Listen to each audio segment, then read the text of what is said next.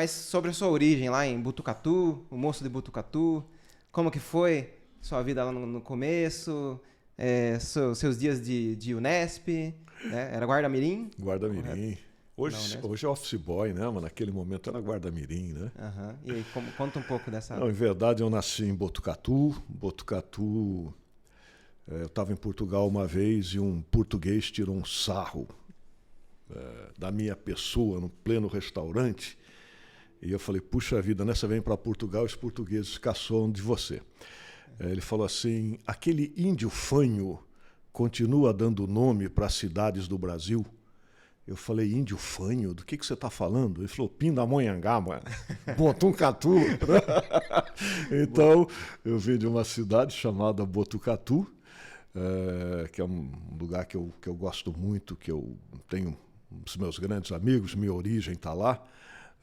Botucatu significa bons ares, que significa que está sempre ventando e sempre fazendo frio. Eu né? chequei isso. Você experimentou isso recentemente? É. Né? Então foi lá em Botucatu, foi lá em 62 que eu nasci. E aí com 11 anos meu pai acabou falecendo e precisava arrumar dinheiro, né? Precisava colaborar com as despesas da família. E aí eu fui trabalhar na Unesp, né? A Unesp lá tem um hospital medicina, os cursos de medicina, biologia, enfim. E eu fui trabalhar no hospital veterinário com 11 anos de idade. Foi uma grande diversão para um garoto de 11 anos de idade, meio aos animais todos, né? Tinham lá jacarés, tinham lá, acho que tem até hoje, não sei, mas tinham lá os mais variados animais. Então foi muito legal, foi muito bom iniciar essa vida profissional e deixou claro que tudo que envolva sangue não faria parte da minha vida futura, né? Então, se você não sabe o que você vai fazer na vida, pelo menos se você desconfiar do que você não quer fazer, já é um grande negócio, já é um grande caminho, né? Já caminhou bastante. Então foi essa história lá de Botucatu, tenho muita saudade lá, tive lá recentemente, lá revendo os meus grandes amigos de Botucatu. É sempre uma alegria, sempre uma festa estar lá. Legal. E hoje tem sua mãe? Tá morando lá ainda? Não, tenho só parte da família. Tem uma irmã, né? E aí tios, primos que ainda ficaram lá por Botucatu. Tudo gente boa. Tudo gente boa, né? Boa. E quando que você decide sair? Ele foi para Bauru, não foi? Na verdade, eu me formei em administração de empresas, né? E eu tive um professor que ele botou uma caraminhola na minha cabeça. Ele disse assim... O cara quando faz medicina é médico, o cara quando faz odontologia é dentista, o cara quando faz agronomia é agrônomo. Ele disse, pô, eu fiz administração, o que é que eu sou? Né? Ele falou, tenho uma galinha, um porco e 2 patos para administrar em casa. E isso baratinou minha cabeça, né? E eu falei, meu Deus do céu, né? Eu estou me formando agora, o que é que eu sou? E eu entrei meio em pânico. E aí eu resolvi fazer um segundo curso, fui fazer um curso de jornalismo. Para cursar jornalismo, o mais próximo era a cidade de Bauru. Então fazia uma viagem ali toda a noite de cerca de 100 quilômetros de ida, 100 de volta. E aí comecei a, de alguma forma, ajeitar a minha vida em Bauru, participei lá de um processo seletivo, estava indo muito bem. Mas o que eu sentia é que Botucatu tinha ficado pequena para as minhas vontades, meus objetivos, que eu não sabia muito bem quais eram. Mas eu senti que estava ficando pequeno, né? E aí, diria um acaso, mas uma convergência aí de circunstâncias, eu acabei mandando um currículo para uma empresa aqui de São Paulo, aqui é a Avenida Paulista, aqui quase em frente ao MASP, e acabei sendo convidado, né? Eu acabei passando no processo seletivo, né? E, curiosamente, no mesmo dia que eu comecei aqui em São Paulo, aquele processo seletivo lá de Bauru, olha, você foi aprovado, né? Venha para cá amanhã, né? E aí, nessa dúvida, eu acabei ficando aqui por São Paulo, que mostrou ser uma grande escolha naquele momento. Foi um emprego, uma vida, ou uma referência profissional que foi das mais significativas para mim, essa empresa aqui em São Paulo. E foi na cara e coragem, então, porque... Você é o mais velho da família, não? Sou. Dos irmãos. Na verdade foi cara, foi coragem, foi... tem um filme que eu peço para, quando a gente está em processo de mentoria, que as pessoas assistam, que é aquele filme Yes Man, ou Sim Senhor, com Jim Carrey, que ele entra numa seita e ele é obrigado a dizer sim para tudo, né? E isso renova a vida dele.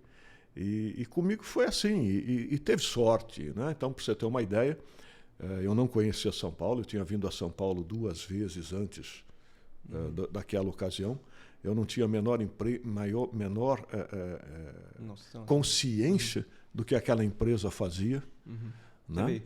Vim, né? Olha, você foi selecionado e estamos aqui, né? Vamos para o processo de seleção. Processo de seleção, o início foi, eu diria que deprimente, porque a pessoa que me chamou disse assim, você está vendo esse monte de currículo? Eu falei, tô. Ele falou, você está vendo esses 6? Eu falei, tô. Esses 6 foi a empresa que faz o processo de contratação para a gente que separou. O seu não estava entre os 6. Mas eu sei lá, porque cargas d'água, eu olhei aqui nesse monte de outros currículos e achei que deveria te chamar. Falei, poxa vida, né? Mas já comecei ali, né, do tipo, olha, eu estou derrotado, né? Não faz nem sentido. Né? Agora o detalhe, veja bem, né? A capacidade de comunicação. Então o cara se entusiasmou com a minha capacidade de comunicação.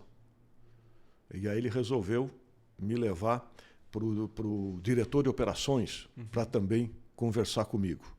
Nessa época eu trabalhava em rádio, era radialista, e o diretor de operações era jornalista. Então o papo durou mais de 1 hora. Funcionou. Né?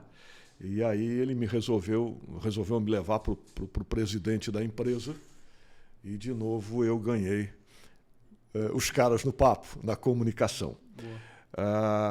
Na volta, essa pessoa, esse selecionador, disse o seguinte, disse, olha, você fez um bom papel aqui. Tem 2 pessoas aqui, eu tenho 2 currículos, o teu e desta outra menina. Você é muito bom de comunicação, mas você não sabe coisa nenhuma de inglês. E a empresa era americana. E essa menina, ela é muito boa em inglês, mas a comunicação dela não é boa. Então faz o seguinte, vai almoçar, volta aqui às 4 horas da tarde que nós vamos fazer um teste final contigo e com a menina. E eu, na saída, até aquele momento eu só sabia que era uma empresa de cursos, mas eu não sabia mais nada. E aí tinha lá uma série de folhetos e de livros com detalhamento dos cursos. Lá no Marara, na saída da empresa. Eu falei, posso pegar alguns? E a pessoa disse, claro. E aí eu peguei um monte de folheto. Eu não tinha nada o que fazer. Eu almocei, sentei ali no Parque Trianon e fiquei olhando os cursos. Não tinha nada o que fazer, do meio-dia até as 4 da tarde, eu fiquei olhando o curso. E aí, quando nós voltamos para a empresa, o teste que foi dado foi o seguinte, escreva a maior quantidade de títulos de cursos que você conseguir. Nossa Senhora. A moça escreveu 3, eu escrevi 44. Todos, né? Todos Cristina. Né? Então, contra todas as hipóteses, Caramba. contra todas as expectativas, eu acabei sendo selecionado nessa empresa. Fiquei nessa empresa cerca de 3 anos e saí de lá na 2ª posição. Saí de lá como vice-presidente de operações da empresa e com o nome indicado para os Estados Unidos, que era a nossa matriz, para ser o novo diretor-geral dessa empresa. Caramba. Só que eu tinha 25 anos. E aí a orientação dos americanos foi o seguinte, olha, com 25 anos não dá. Espera ele fazer 35. Aí transformamos ele em diretor-geral. E aí me deixaram na 2ª posição da empresa, que era uma espécie de direção de operações. Né? Então, às vezes, né, você não está muito... Às vezes o universo conspira, ou, como disse um publicitário recentemente para mim, o Neto, ele falou, às vezes o Espírito Santo sopra no teu ouvido ou no ouvido dos outros. Né? Então foi isso que aconteceu, eu acabei vindo para cá e foi o início da vida em São